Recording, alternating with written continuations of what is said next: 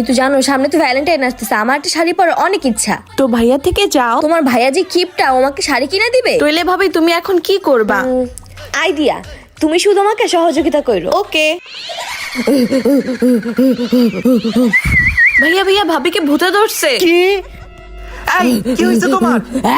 আরে ভাইয়া এটা ভাবি না, এটা পেতনি। কিন্তু এই পেতনি ওরে ধরছে কেন? ও মনে হয় কিছু নিতে আসছে। এই পেতনি, তুই আমার বউকে ছাড়ার জন্য কি চাস? আমার শাড়ি লাগবো। শাড়ি? এটা আবার কেমন পেতনি? আমার চেহারার দিকে কি তাকিয়ে আছো, যা নিয়ে আসো। যেতেছি। এই নাও পেতনি, তোমার শাড়ি। পুরান শাড়ি? আমার নতুন শাড়ি লাগবো। নতুন শাড়ি? লোভী পেতনি কোথাকার, আমি এখনই নিয়ে আসতেছি। ল পেতনি, 30,000 টাকার শাড়ি। 30,000 টাকা শাড়ি? ওর মতো কিপটা নিয়ে আইছে? কি বলো? ভাবি শাড়িটা নিয়ে নাও, শাড়িটা একদম অস্থির। Thank you baby.